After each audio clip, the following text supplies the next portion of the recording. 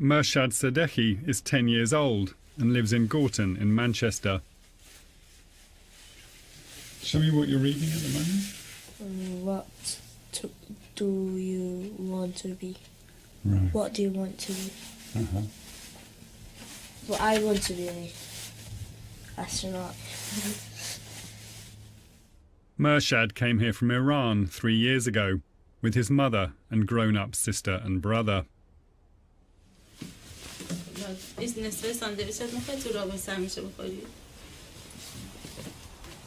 Murshad's family are seeking asylum, and they've twice been taken into immigration detention, making Murshad one of thousands of innocent children who've been imprisoned in Britain over the last 9 years.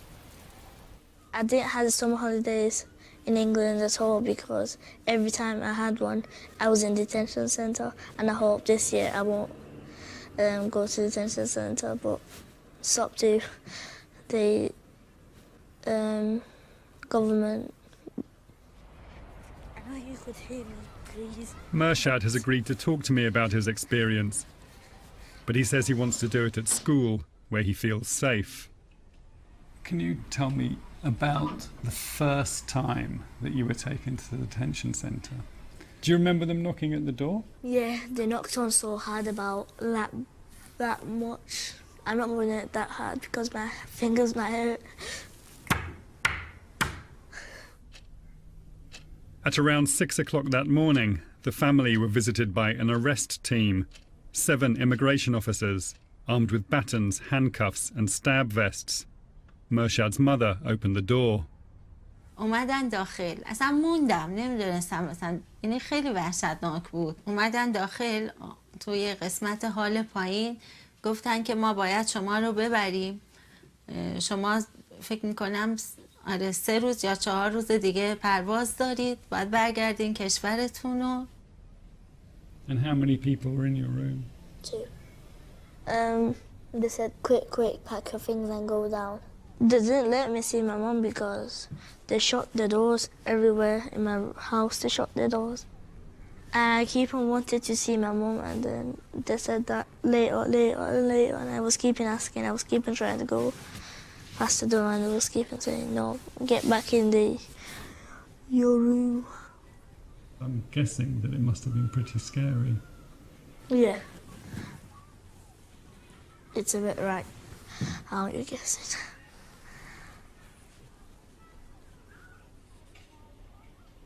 One of the worst moments for Murshad was being taken away in a prison van.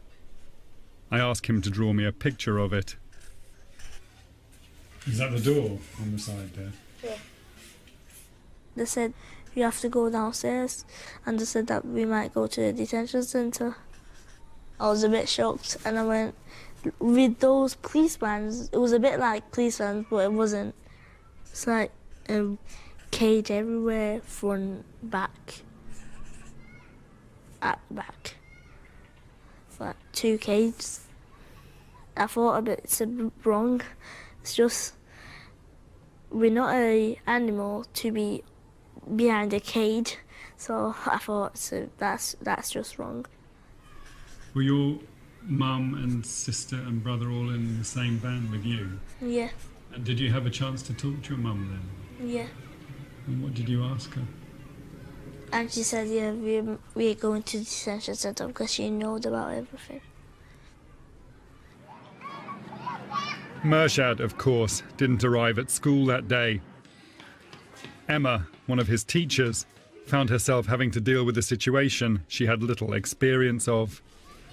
A neighbouring friend of theirs came to school to tell us, but this is what I saw happening this morning. And that's all that they knew, that he'd been picked up with his family and removed in a van by immigration officers. As teachers, the well-being of the children that we teach, like I've said, is absolutely paramount. We can't ignore the fact that something is happening to one of our children that is so damaging to them.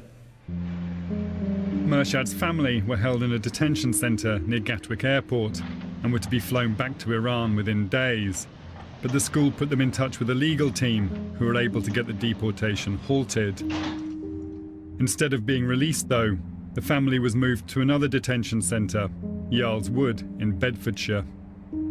First, when I saw that, I knew it's a bad place because the first when we went there, it was a door key and then go to another room and then open the door and then they lock it and then go another room and then go in it and then lock it. So it was like a proper prison, but it wasn't a prison. It just looked like it. It might be more than 100 doors that locks in there. More than 100 doors. You know, rope that got them things on. Like barbed wire? Is that what you're saying? Yeah. Okay. And it has them sharp things on. It had them everywhere around the building. Right. And why do you think that was? Stop running away. Right. Probably, yeah. How could they run away? It's a big, massive fence over there. Who could climb it? Even a Spider-Man can't even climb that. Even a cat. How did you feel being on the inside of all that barbed wire and those fences and the walls? Anger. Anger and sad. I just don't think that's right for us to go there because we haven't done anything wrong and we're not going to just run out. I don't know why did we go there? Or why did they take us there? Just a few years ago, Mershad's life was very different. The family lived in one of Iran's biggest cities. His parents had successful careers, and his older siblings, Ahmed and Maru, were both students. But one day, as the family were heading off on a driving holiday, a car crash changed everything. Their father was killed, and everyone except Mershad was injured. کامیون خیلی بزرگ متاسفانه خورد به ماشین و من بیهوش شدم. نه بیهوشی که بیفتم، ولی بیهوشی که هیچ چیز رو یادم نمیاد.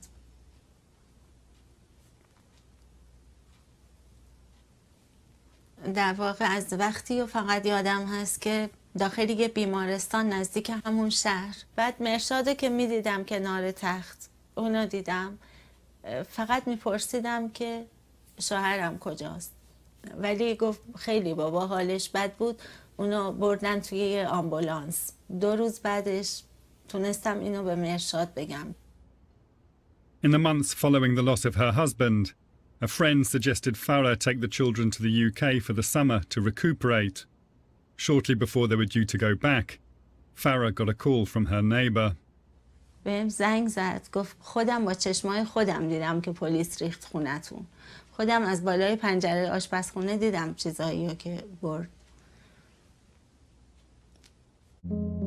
The family say that before they'd left Iran, Maru had found a copy of the Satanic verses among her father's possessions and distributed photocopied pages to her friends, a serious crime in the Iranian Republic.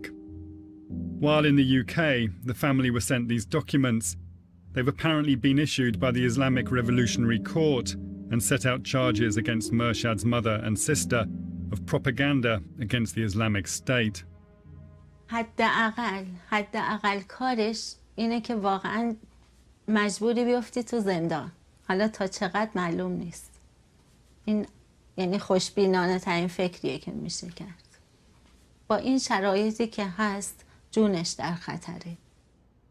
An immigration judge rejected these documents after Mershad's mum was deemed to be an unreliable witness due to inconsistencies in her evidence and because their asylum claim was submitted after the family had been in the country for nearly 3 months.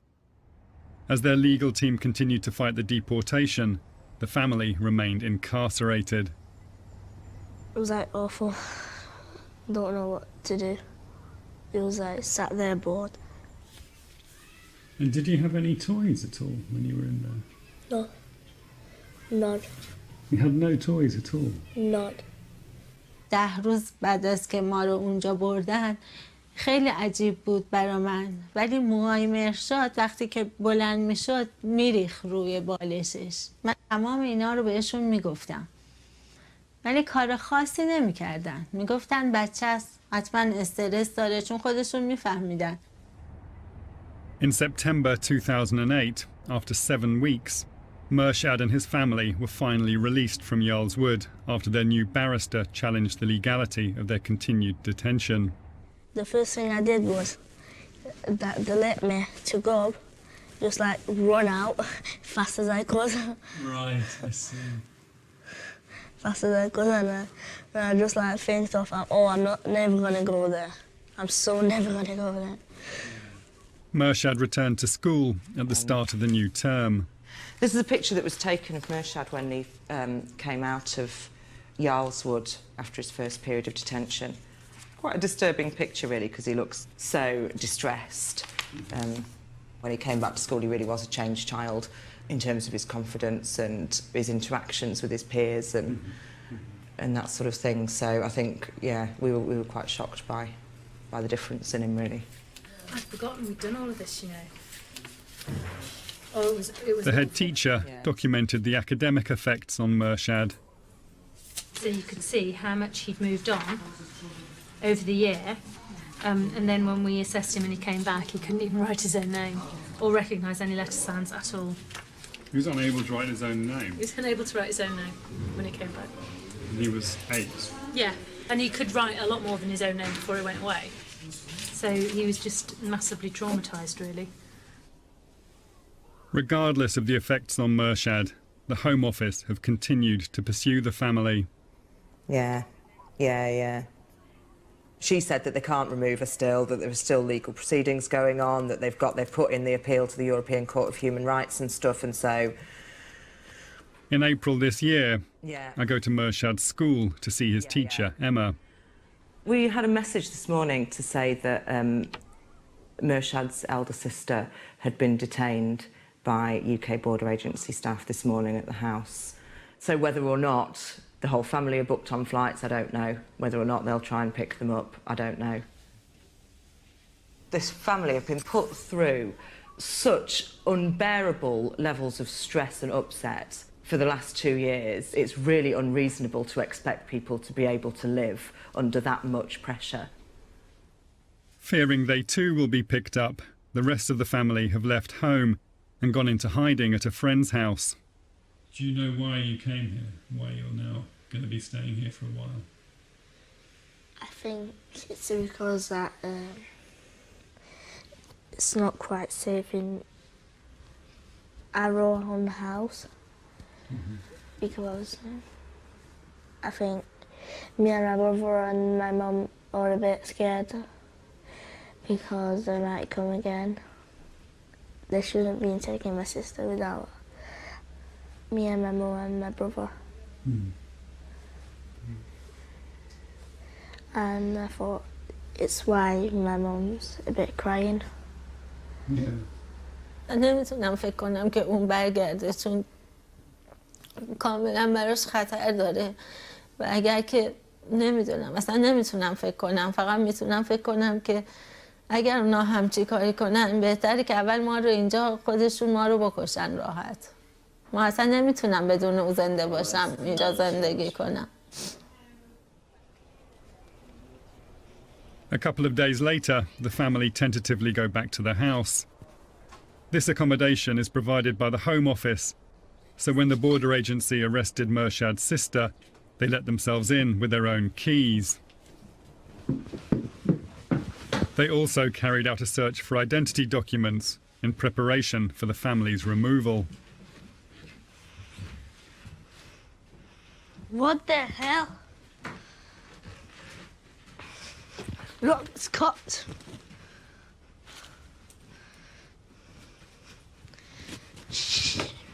I hate these things. The cheeky bastards. Why do you think they cut it, Mershad? They want to find out where's our passports. Right. What do you feel about that? I don't know. I can't say it. Oh, listen.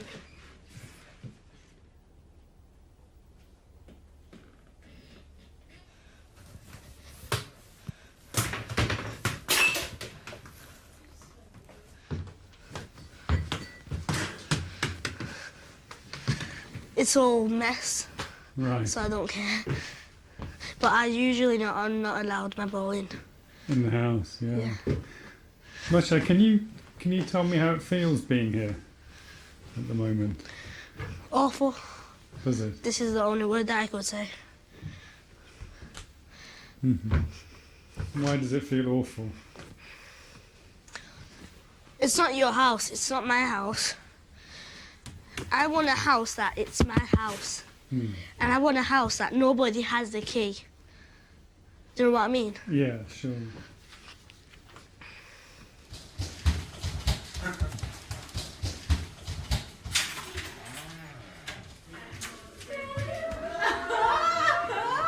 After an intervention from the family's MP, Maru is released. She had been in detention for 2 days.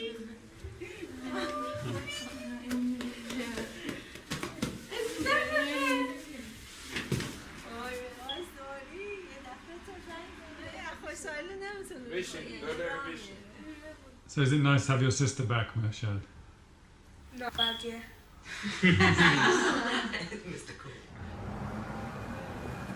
To be honest, we've left before the end because we'd heard enough. It's obviously not gone in our favour. Mershad's family have been fighting a battle to stay here for the last 3 years, with the support of a noisy local campaign. But in September, their final legal appeal failed, and no amount of support seems enough to deter the border agency. The family have moved back home, and the latest attempt to deport them is being done a bit differently. Maybe they come on time. They've been given flight details, and today the border agency are coming for a home visit to check they're fit to travel. The same before it detained. Really? The same officer. The ones that detained you? Yeah. Really? To do just.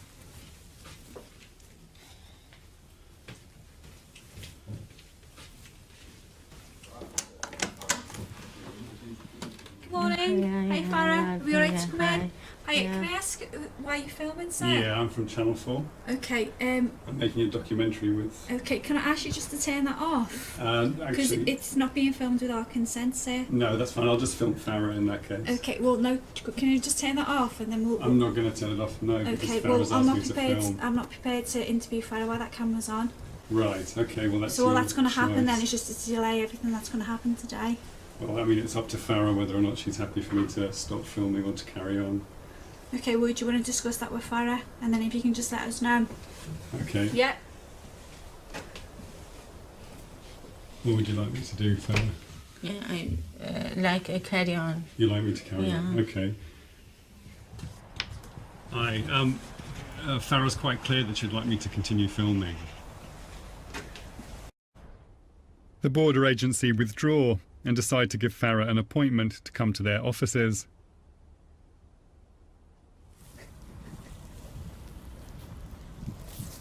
مثل تارزان میریم اونور اونور بند یه جوری مثل تارزان اینجوری هی میریم. The last time I film with Mershad, he and his mother are in hiding again. They meet me in a local park.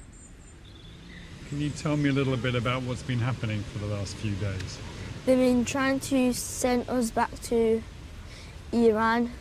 I was in a house because I was hiding from them to not get us. Right. در واقع نمیدونیم باید چه کار بکنیم. She said basically we don't know what to do and that's why we're just sat somewhere that we don't even know where we are. I think she's cold now.